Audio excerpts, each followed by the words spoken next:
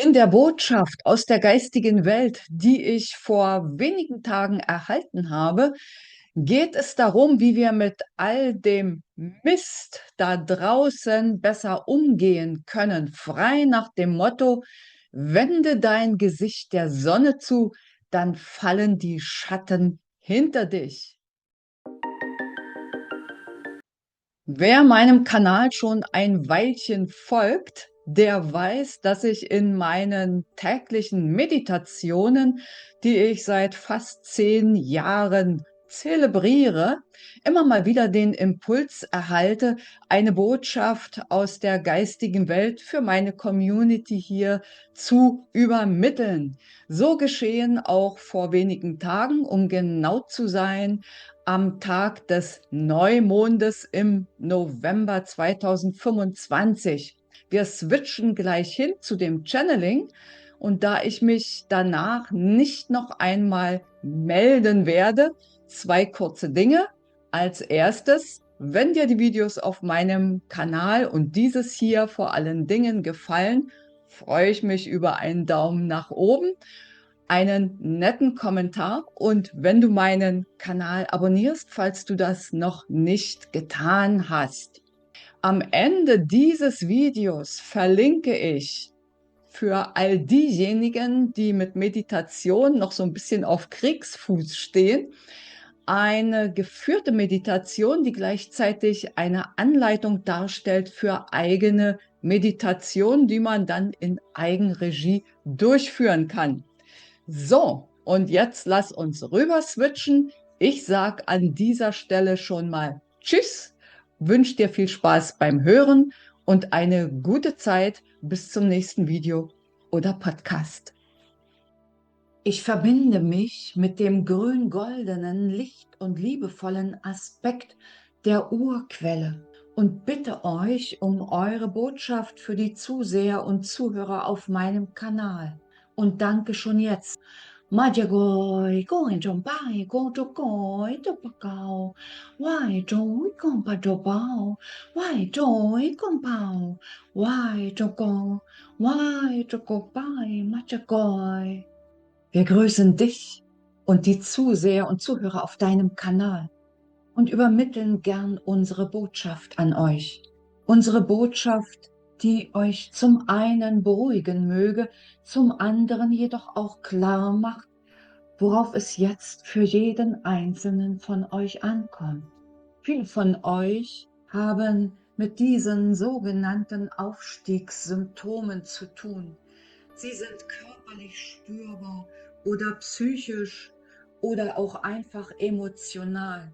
Plötzlicher Ausbruch von Tränen oder Wut oder anderen Emotionen, und sei es im stillen Kämmerlein, ist nichts Ungewöhnliches. Jedoch sind es Zeichen, dass es jetzt darum geht, sich auf die neuen Energien intensiv vorzubereiten und einzustellen. Das erfordert von jedem, der gut durch diese Zeit des Wandels kommen möchte, aktiv in die Anpassung zu gehen.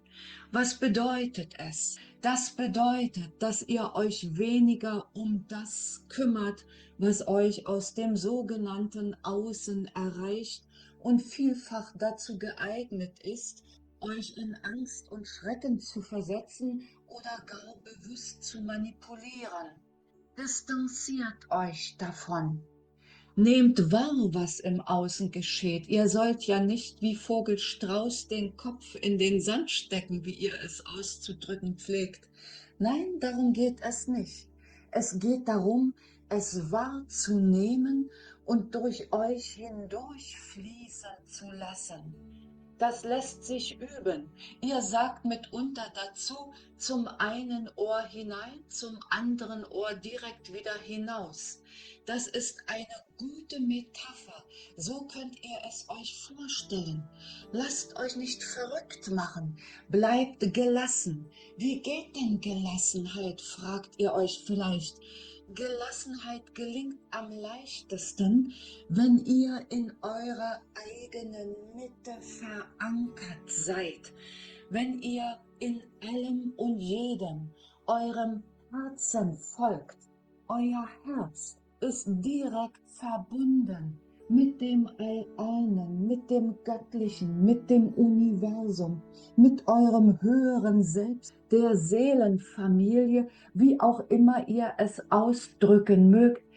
Indem ihr euch auf diese Weise verbindet, werdet ihr spüren, wenn ihr fühlig seid und euer Fühlen über das Herzchakra nimmt zu, wird geweckt, indem es sich weitet, groß wird und euch ein großes Ja signalisiert. Wenn es sich verengt und alles in eurem Körper sich anspannt, wenn ihr ein komisches Gefühl der Abwehr habt, dann wendet euren Blick ab. Auch dazu gibt es einen Spruch bei euch.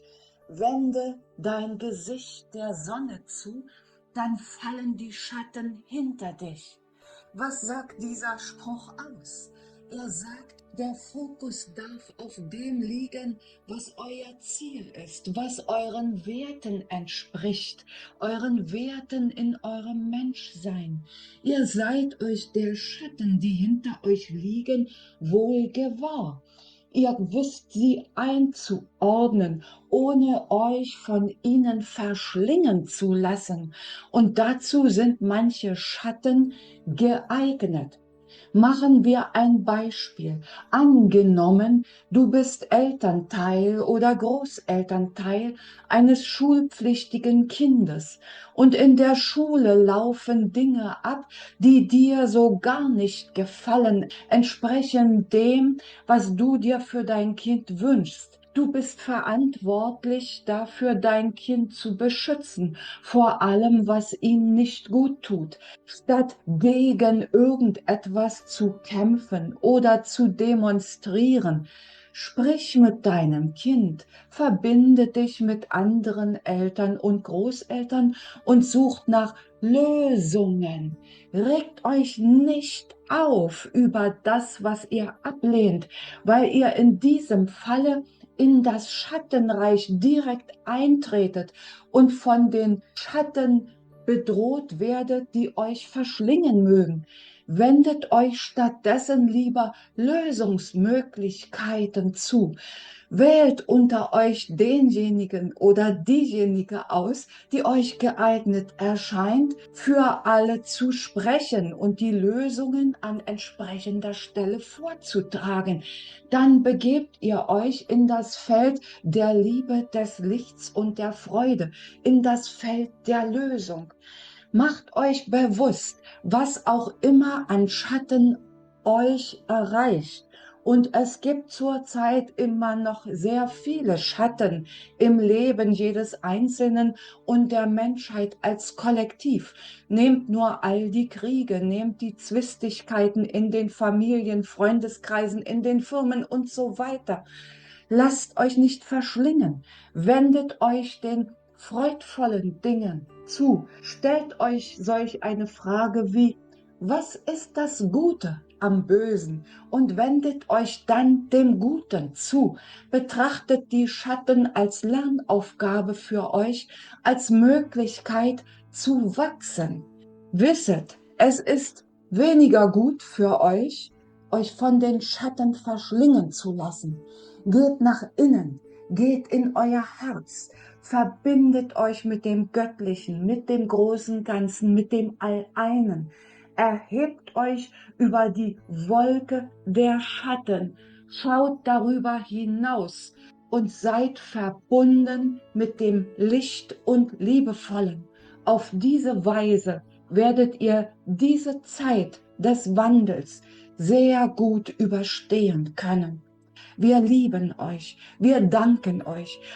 All das, was ihr fühlt, was ihr wahrnehmt, nehmen wir auch wahr und können unsere Unterstützung anbieten, wenn ihr uns um Unterstützung bittet. Wir sind nicht materialisiert und dennoch energetisch da.